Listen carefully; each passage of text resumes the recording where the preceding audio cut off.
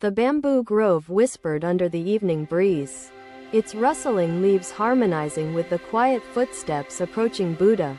He sat cross-legged, his aura calm yet profound.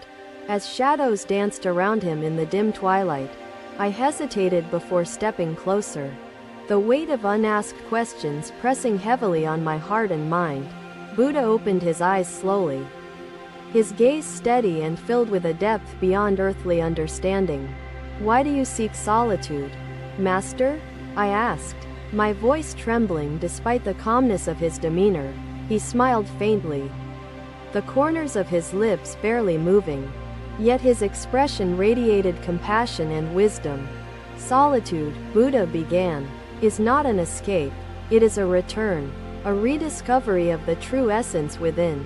I paused, unsure whether I fully grasped the depth of his words or the profound simplicity embedded within. "The world is filled with distractions," Buddha continued, "but solitude offers clarity, space to witness the self unobscured by illusions." I ventured further, my voice hesitant.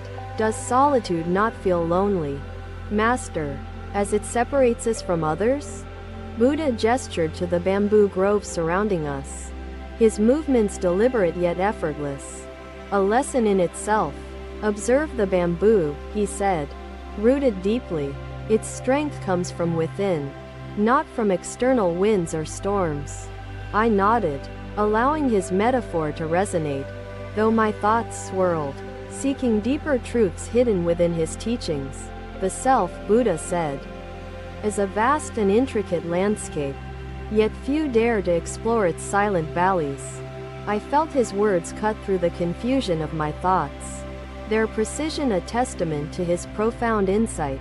"The journey inward," Buddha explained, "requires courage, for solitude is both the mirror and the shadow of truth." His words painted vivid images in my mind, an endless path, quiet but fraught with unseen challenges and revelations. "Master, did you find enlightenment in solitude, or was it a shared endeavor?" I asked, my curiosity ignited. Buddha's gaze softened, as though recollecting memories etched deeply into his soul. "Beyond the reach of ordinary thought, enlightenment," he said, "is the union of solitude and shared compassion, the balance between self-awareness and unconditional connection." I leaned forward, intrigued yet unsettled by the paradox his words presented. Unity found through separation, clarity through solitude. Buddha raised his hand slightly, indicating the subtleties of his teaching, allowing silence to fill the spaces between words. "Leadership," he continued, "requires solitude, for a leader must first understand their own essence before guiding others toward truth." The weight of his statement settled heavily within me, offering both clarity and discomfort, demanding reflection. "Master," I asked, "how can one lead without losing oneself, without succumbing to the burdens of others?" Buddha paused, his silence deliberate, his presence commanding attention without a single word uttered in reply. "The self," he said, "must remain grounded, as bamboo remains rooted, while its leaves stretch freely toward the sky." His analogy struck a chord, its simplicity conveying profound truths about balance, growth, and the essence of self-awareness. "True leadership," Buddha said, "is not dominance but guidance, illuminating paths rather than controlling steps taken." I marveled at his perspective, contrasting sharply with the societal expectations of leadership I had encountered elsewhere. Yet, leadership is lonely, Buddha admitted. The paths leaders tread are often unfamiliar, unwalked by others, shrouded in uncertainty. His words resonated deeply, evoking empathy for his solitude and admiration for his unwavering commitment to truth. "What sustains a leader," Buddha added, "is not power, but connection, remaining attuned to the suffering and joys of others." As the bamboo grove swayed gently under the breeze, Buddha's voice mingled with its rustling, creating an ethereal harmony. "Solitude is a teacher," Buddha said, one who reveals weaknesses but also cultivates strengths hidden within silence. I reflected on his teachings, realizing their universality, their relevance to lives beyond the secluded grove. Solitude, he continued, is not the absence of connection but its refinement, fostering awareness and depth in relationships.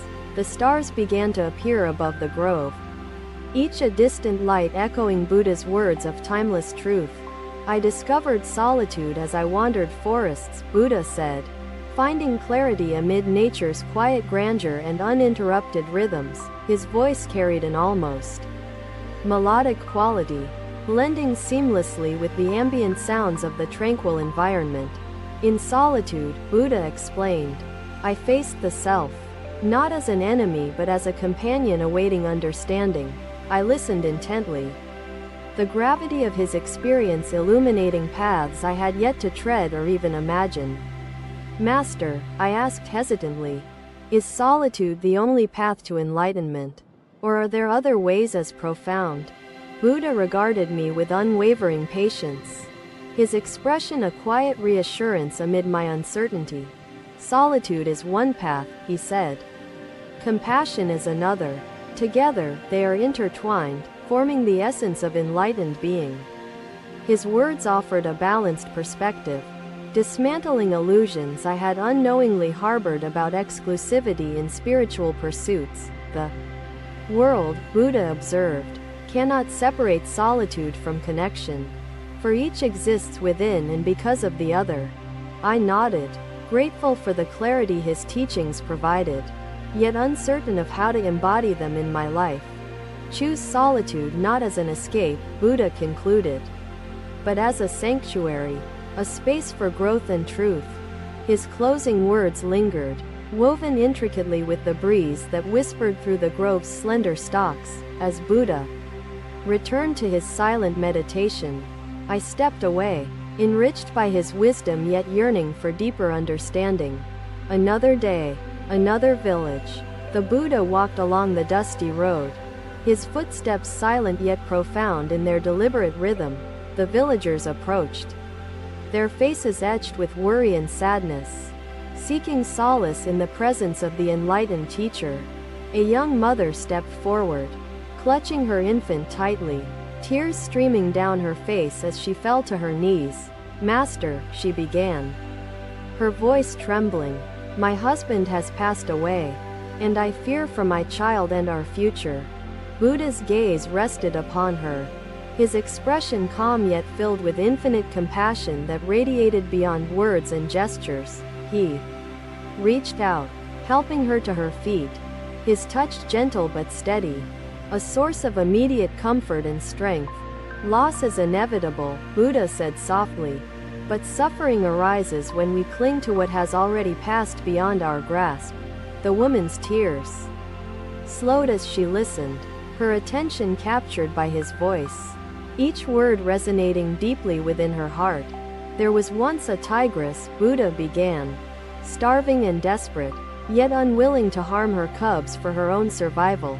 The crowd gathered closer, their curiosity piqued by his parable, each person drawn by the wisdom embedded in his stories. A young monk saw her plight and, moved by compassion, offered his own life so the tigress and cubs might survive. Gasps emerged from the villagers, some recoiling in shock while others nodded, recognizing the profound sacrifice the story conveyed. Compassion, Buddha continued, is not possession, it is the release of self-interest, allowing love to flow freely without conditions.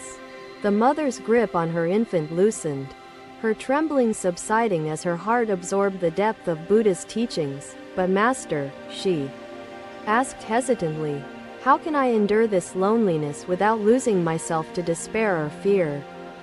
Buddha gestured toward the distant horizon, where mountains stood steadfast, their peaks shrouded in mist yet unyielding in presence. Loneliness, he said, is like mist, temporary and fleeting, obscuring the path yet incapable of erasing the strength beneath. His analogy lingered in the minds of those present, painting images of resilience hidden within layers of vulnerability and doubt. True solitude, Buddha explained, is not isolation but a state of harmony, embracing oneself without fear or dependence. The villagers murmured among themselves. Their thoughts aligned with the words of wisdom that echoed through their communal gathering. Master, another villager asked, is it wrong to seek solace in others rather than facing solitude alone? Buddha turned, his gaze encompassing each face in the crowd, his presence comforting yet challenging, urging reflection and growth. Solace shared, he said, is beautiful, yet one must first find strength within. Only then can connection thrive without imbalance. His words prompted silence. A pause to reflect on the delicate balance between independence and interdependence within human relationships. The mother bowed deeply, her tears drying as her heart began to understand the profound truth beneath her pain and fear. Release, Buddha said gently, the illusion of control. Find joy in each fleeting moment rather than mourning what has passed. The villagers nodded, some clasping hands as their collective spirit shifted toward hope, inspired by the wisdom before them. Though they sought solace from each other, Buddha retreated to a quiet corner, his solitude a source of clarity and peace. His mind wandered back to his own journey. The countless days spent beneath the Bodhi tree facing the vastness of self. He had endured his own trials of loneliness. Nights where the darkness revealed the illusions binding him to suffering and desire. Master, I asked, approaching his quiet refuge, did you not feel despair in your solitude, even as you sought enlightenment? Buddha turned to me, his expression serene yet profound, his eyes carrying the weight of truths beyond ordinary understanding. Despair arises, he said, when solitude is viewed as emptiness. Solitude, properly embraced, is fullness, an abundance of self-awareness. His reply struck a chord within me, unraveling threads of confusion and uncertainty tangled within my thoughts of solitude and loss. The young monk, Buddha reflected, did not see his sacrifice as loss but as a union with the suffering of others. His recollection brought the parable of the tigress back to life, its vivid imagery illustrating profound truths about compassion and connection. I hesitated before asking, Master, how does one act with compassion without succumbing to the burdens of the world? Buddha gestured toward the villagers, their unity palpable despite their differences, their presence a testament to shared strength amid adversity. Compassion, he said, is not burdened by expectation or control. It thrives in freedom, growing like bamboo reaching toward the sky. His analogy mirrored his earlier teachings, weaving threads of understanding that bound his lessons into a cohesive tapestry of wisdom. Master, I asked further, why do you retreat to solitude, even when surrounded by those who seek your guidance? Buddha's gaze shifted to the distant mountains, his expression pensive as though contemplating answers rooted deep within his soul. Solitude, he said, is my sanctuary, a space to restore balance and clarity before offering my light to others. His reply resonated deeply, offering insights into the loneliness of leadership and the strength required to guide without attachment. As Buddha returned to his meditation, the villagers embraced each other, united by the teachings shared under the shadow of loss. The young mother whispered to her infant, her voice steady with hope, her tears replaced by quiet determination and strength. The tigress lingered in the minds of all, her image a symbol of sacrifice, compassion, and resilience etched within Buddha's words, even as silence enveloped the grove. Its echoes carried truths that resonated beyond time, sowing seeds of understanding and wisdom.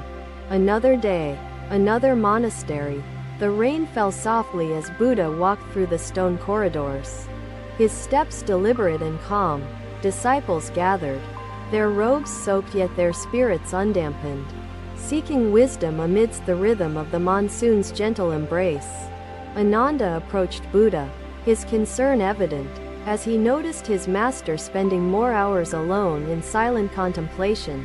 "Master," Ananda began, his voice measured but curious, "do you feel the solitude of leadership weighing heavily upon you?"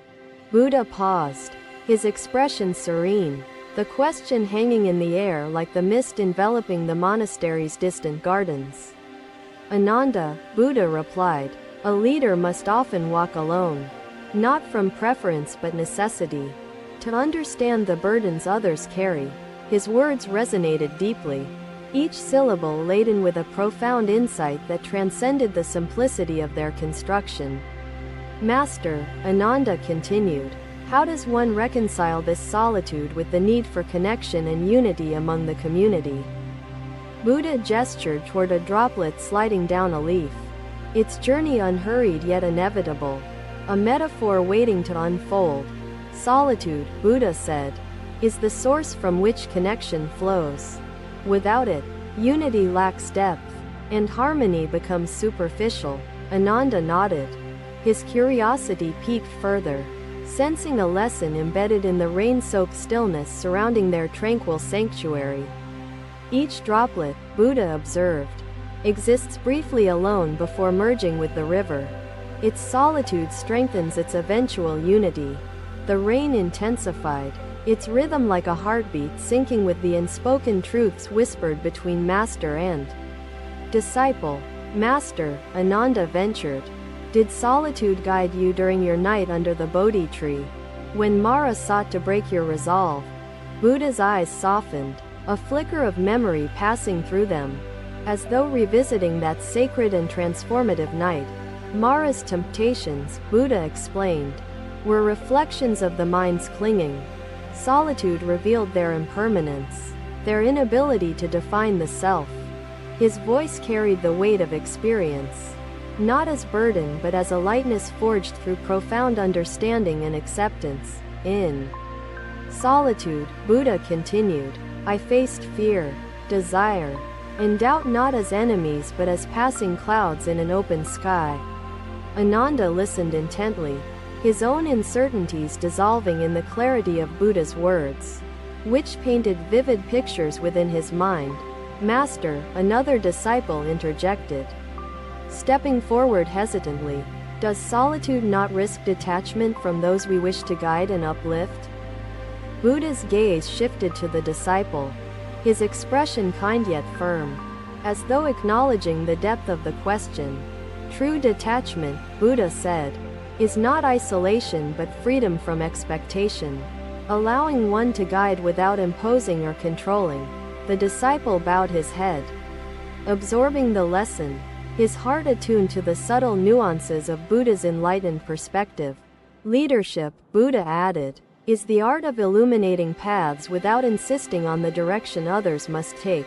The rain's rhythm softened, as though nature itself attuned to the harmony of Buddha's teachings shared beneath the monastery's shelter.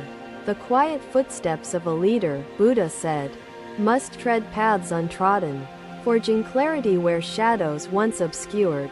His words carried a poetic resonance, capturing the essence of solitude as both a challenge and a gift in leadership.